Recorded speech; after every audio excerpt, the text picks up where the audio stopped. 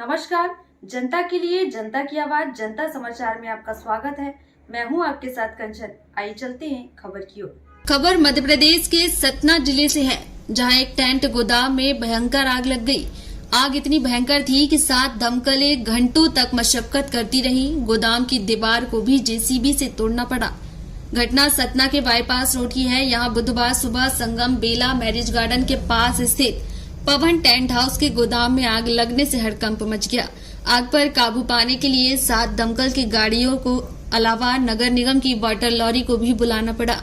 घटना के मौजूद प्रशासन की टीम ने जेसीबी बुलाकर गोदाम की दीवारें भी तोड़ दी। हाईवे से गुजर रहे श्याम तिवारी ने बताया कि आग इतनी भयंकर थी कि पूरा आकाश काला हो चुका था। दहकती हुई आग जिसने भी देखी वह वहीं खड़ा रह गया। धुएं के काले गुब्बार के कारण आसपास अंधेरा हो चुका था। गोदाम में आग लगने की खबर मिलते ही कई नेता वहां पर पहुंचे। नेताओं के साथ पुलिस बल भी मौके पर पहुंचे, जिन्होंने स्थिति का जायजा लिया और आग किन कारणों से लगी इस बात की जांच की जा रही है। लोकायुक्त जबलपुर की टीम ने एक बार फिर रिश्वतखोरी के मामले में सीएमओ स्तर के अधिकारी को पकड़ा है। इस बार रिश्वत बिल पास करने के एवज में मांगी गई थी। बताया जाता है कि रिश्वत की रकम हाथ में लेकर पैंट में रखते ही लोकायुक्त की टीम जा धमकी।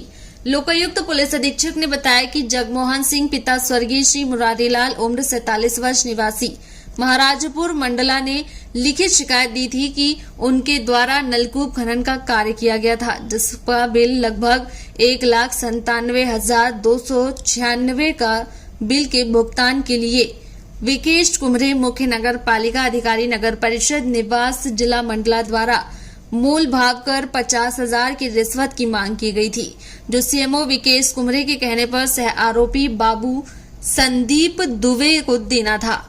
आज 1 मार्च को तय बात के हिसाब से आवेदक जगमोहन के निवास एमपीवी ऑफिस के सामने जैसे ही रिश्वत की राशि बाबू को दी और उसने अपने हाथ में लेकर अपने पहनी हुई काले रंग की पैंट के दाहिने जेब में रखा। लोकायुक्त की टीम ने उसी वक्त दबोच लिया। वहीं जबलपुर में 2 लड़कों के बीच चल रहे विवाद को सुलझाना एक युवक को महंगा पड़ गया। लड़ाई के दौरान हुए विवाद पर लड़के ने अपने दांतों से युवक की उंगली काटकर खा गया। घटना के बाद स्थानीय लोगों ने आरोपी लड़के को पकड़ा और उसे लाडगंज पुलिस के हवाले किया। बताया जा रहा है कि आरोपी किशोर नशे के धुत में था। पुलिस ने घायल की शिकायत पर मामला दर्ज कर जांच शुरू कर दी।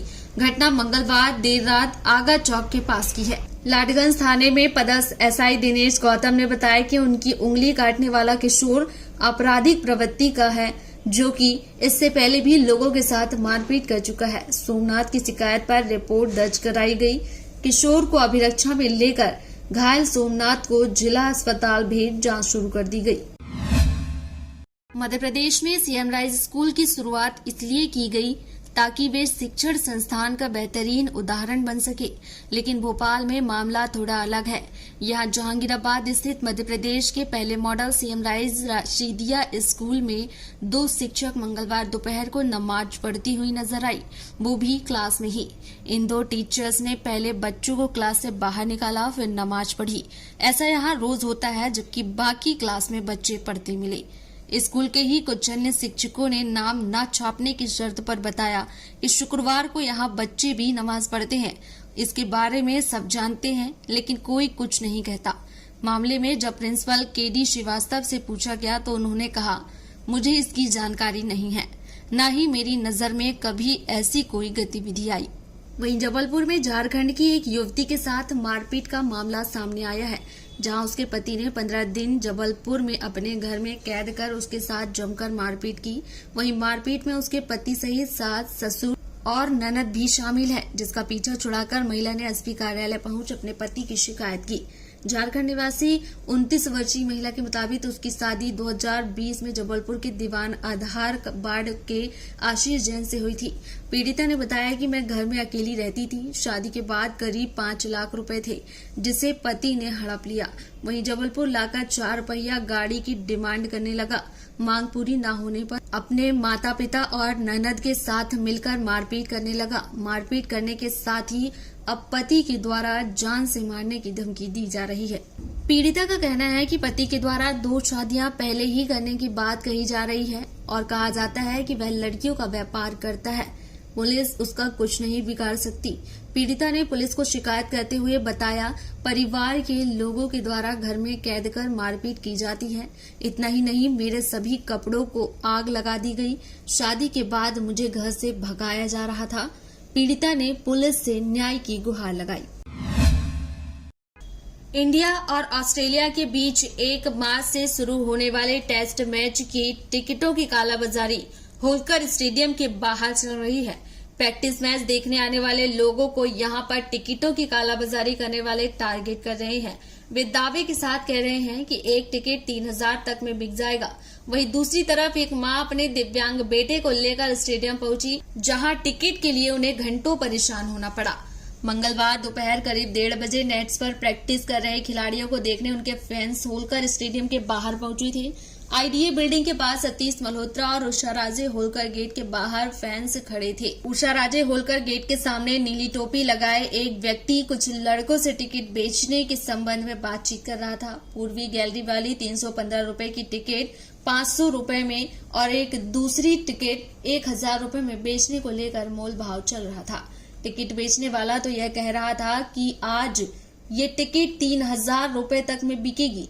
आखिर में रीवा से मैच देखने आए लड़कों ने 500 रुपए की टिकट ले ली। बातचीत के दौरान टिकट बेचने वाले ने अपना नाम कीर्तन बताया, कहा कि मुंबई से आया है। दूसरा टिकट उसने जिमखाना में किसी को बेचने की बात कही। वहीं जबलपुर वन विभाग ने पहले तो मजदूरों से मजदूरी कराई और जब उनकी मेहनत के पैसे देने की बारी आई तो वन विभाग ने मना कर दिया।